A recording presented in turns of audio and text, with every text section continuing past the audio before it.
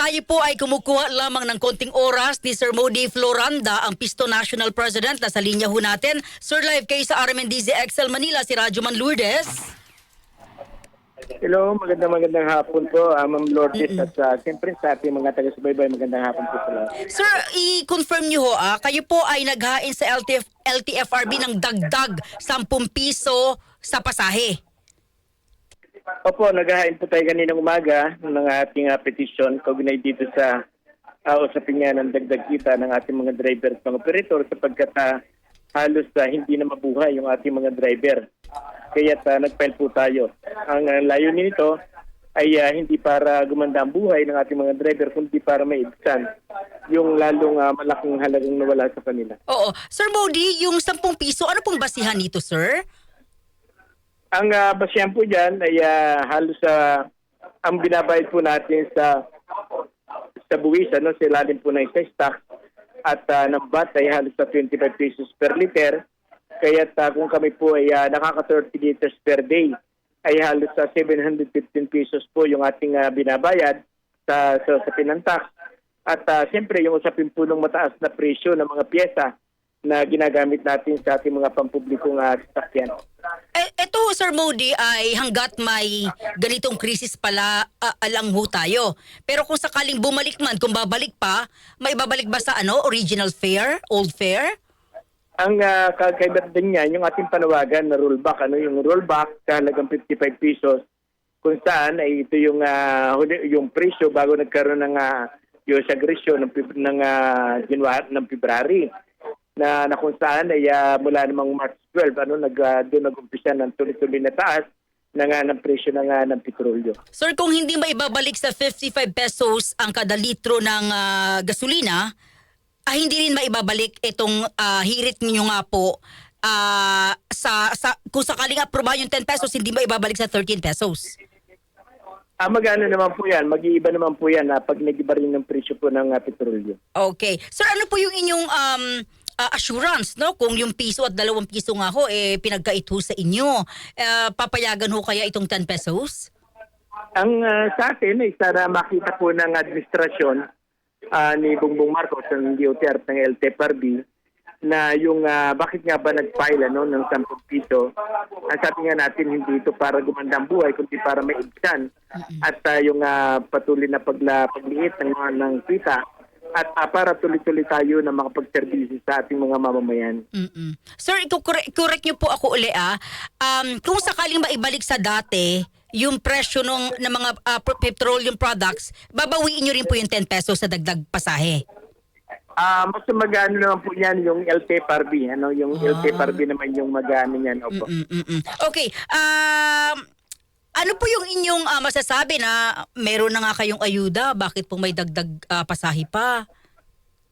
Una sa lahat, yung ayuda po ay once a month lang at hindi talaga siya yung magre-resolve sa kasalukuyang kalagayan ng ating transport. Tapos pangalawa, ay hindi naman lahat ng mga driver at operator ay nakikinabang doon sa sinasabi nilang ayuda o subsidiya.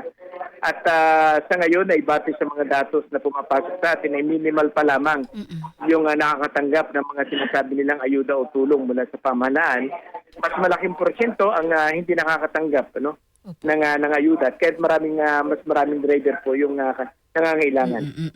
Meron po kayong tigil pasada bukas. Ano po ang mga detalye nito, sir? Bukas lang ba? Hanggang Friday? Bukas po ay magkakaroon po ng pambansang protesta. Lalakuan yan ang iba't ibang sektor ng ating lipunan.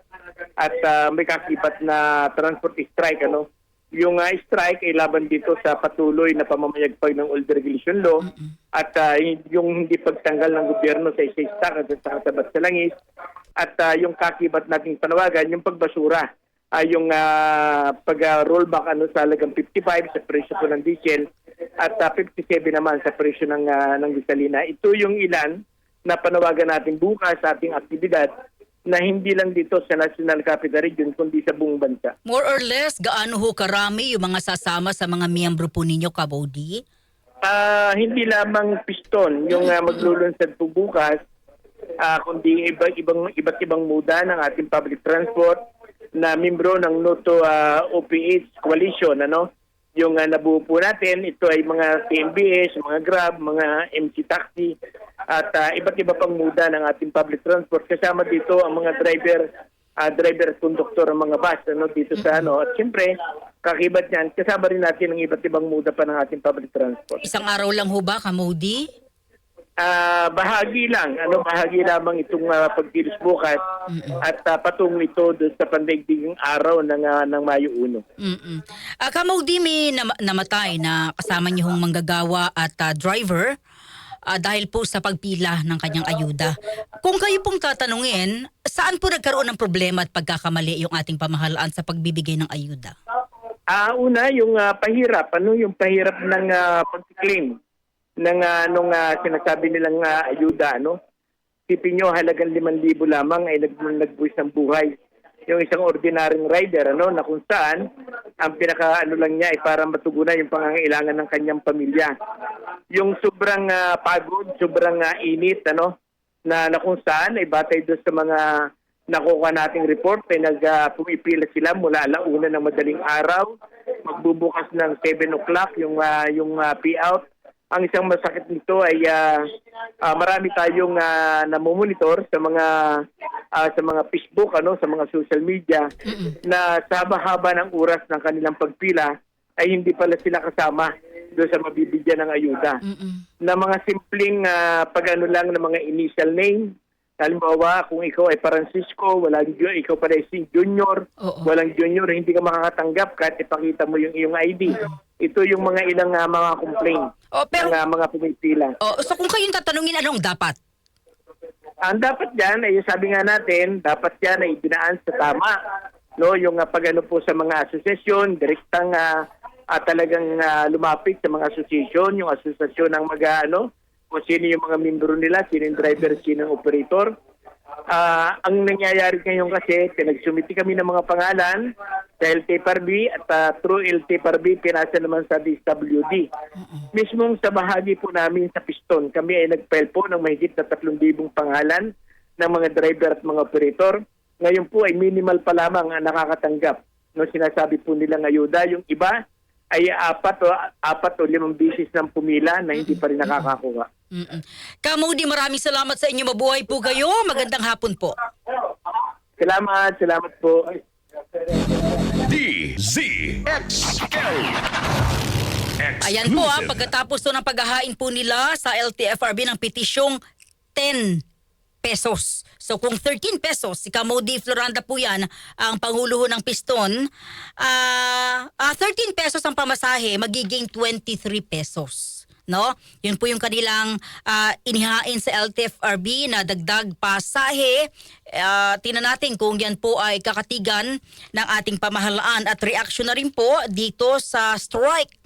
Bukas ho yan sa mga manggagawa. Naku po, gumising na maaga at kung pwede hindi pumasok, di ba? Pero mag-inform ka. Mag-inform ka sa boss mo. Di ba? Na wala kaming masakyan pasensya na. Baka pwedeng work from home. At syempre yung kanilang reaksyon sa pahirap sa mga motorista.